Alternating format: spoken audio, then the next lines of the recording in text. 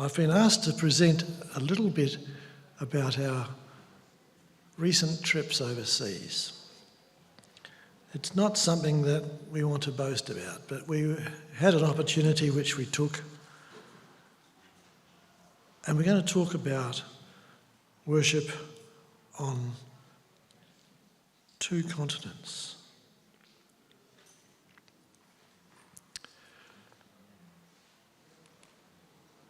In the Bible, there's a very clear message from God. Build me a sanctuary, and I will dwell among them.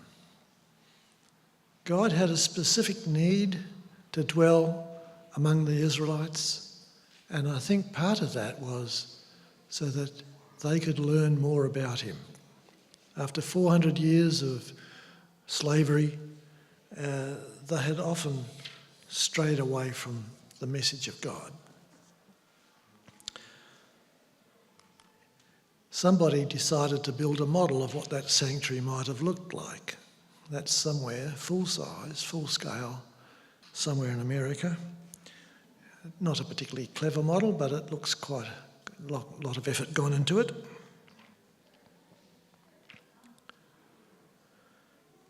So while we were travelling, I thought I would take a bit of a look-see at how people worship. We managed to catch sight of Fuji from Japan's bullet train. Fuji is actually worshipped. We were there for the blossom time. But we saw lots of temples and shrines. And we were rather impressed by these little images at the front entrance.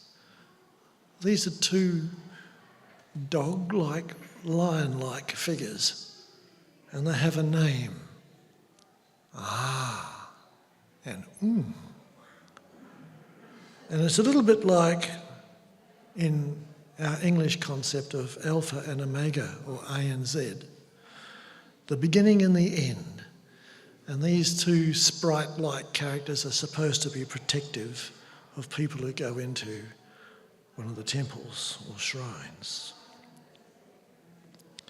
In contrast, we were able to visit the Hiroshima church for a service, and we were well looked after there. Very nice to have simplicity of services. Here, as well as at Nagasaki and at Seoul, we were able to worship and enjoy a pleasant time. Now we're heading north of New York. This is up in Canada, where some ancient peoples used to build houses into the hillsides.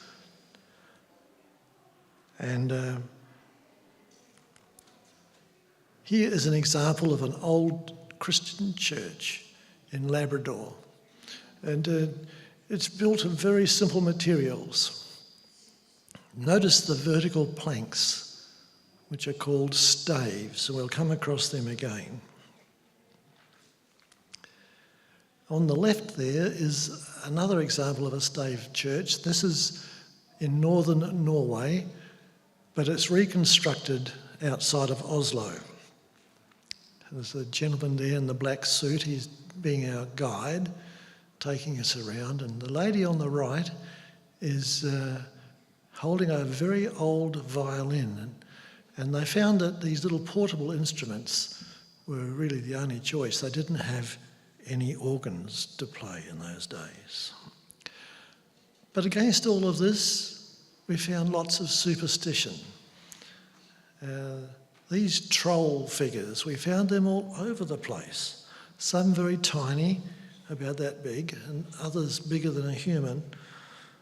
And we also found gargoyles over people's doorways, public buildings and private ones. We even saw inscriptions that were being paid for and blessed by the local bishop of the church.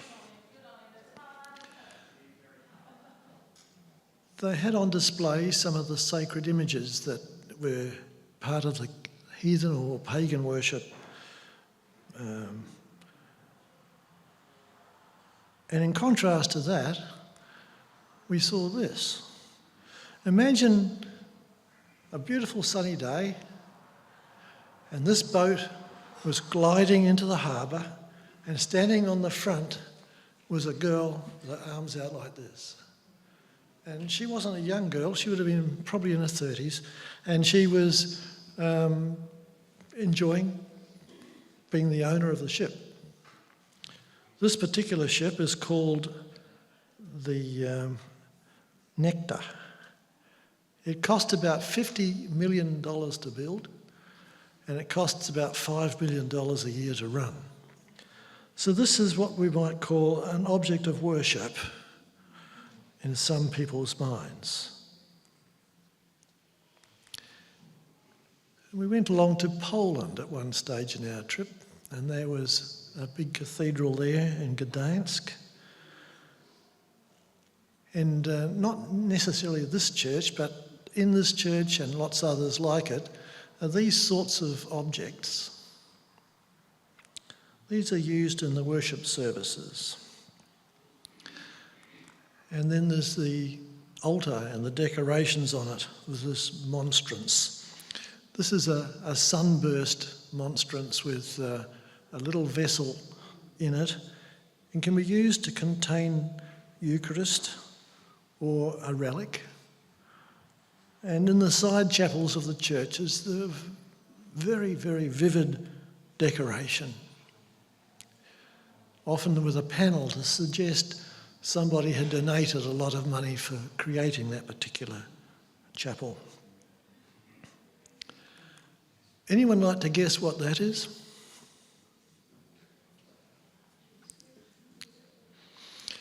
I didn't believe I'd ever come across one of these. This is just purely accidental. That is a genuine papal bull. And I didn't have time to study it in great detail, and it was all written in Latin after all, and I couldn't...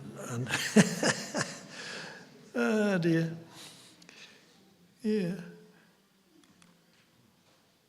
And this lovely group of people playing songs before Sabbath school starts, doing some practice. It was just beautiful.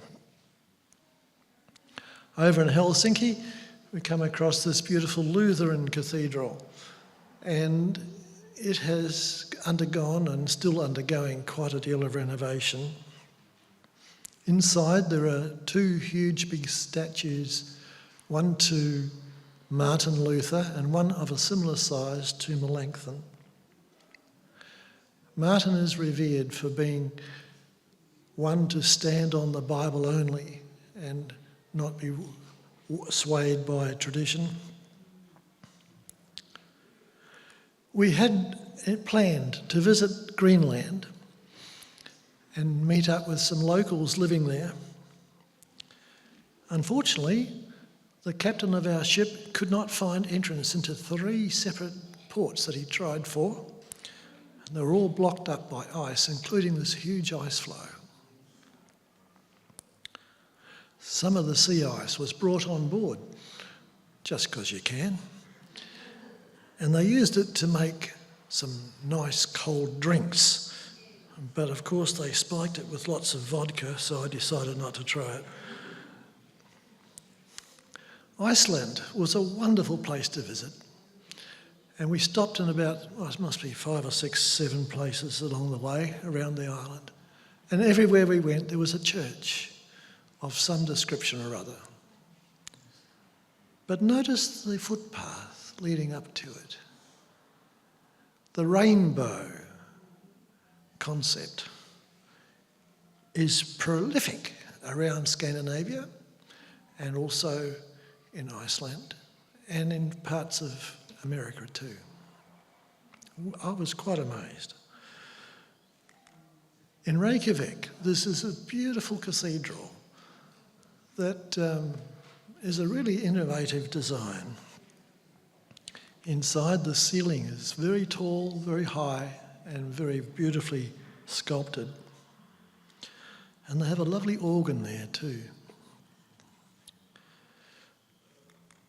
Now this old chap was such a dear fellow. He's a school teacher, teaches manual arts, but he was reenacting the life of a fisherman. And he did it so well. Another character we met was this delightful lady. She has a really golden voice, and she and an accompanying guitarist put together a beautiful music for us.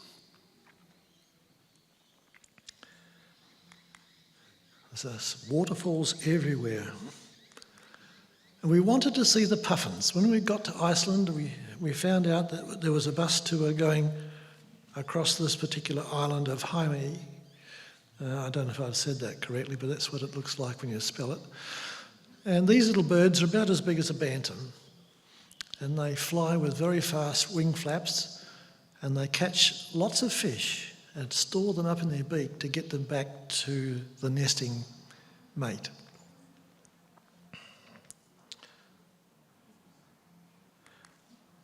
The island of the island group called Lofoten, just further down the side of Norway, has this remarkable church. I'd like to have actually got inside it, but there wasn't possibilities of that.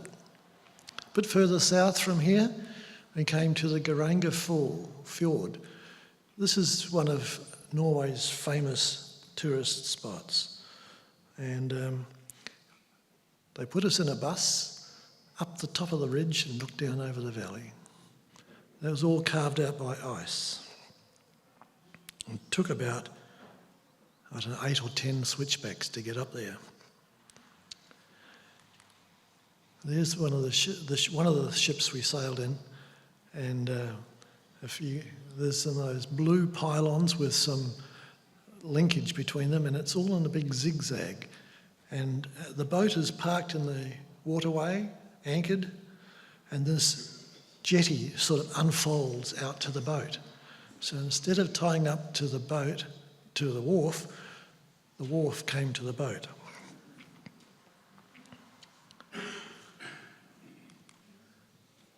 There's a nice waterfall there at the Geiranger village, and we enjoyed a bit of a walk up the hillside.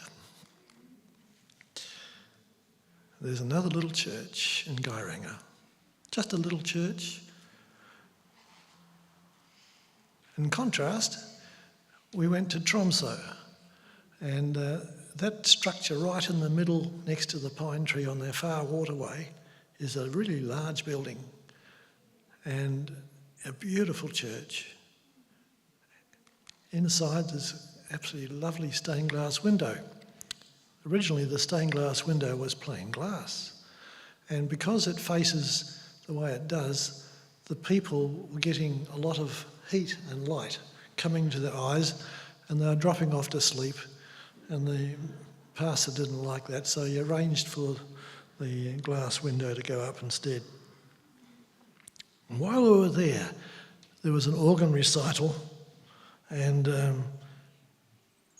I didn't get to meet the organist, but she really knew her thing.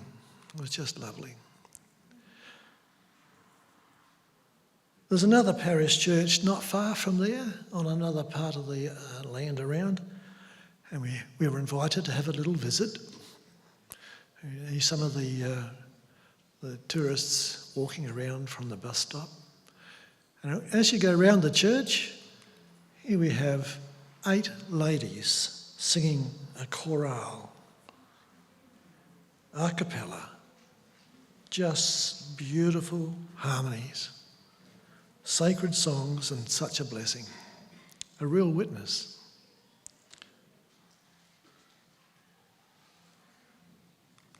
I have to show you this.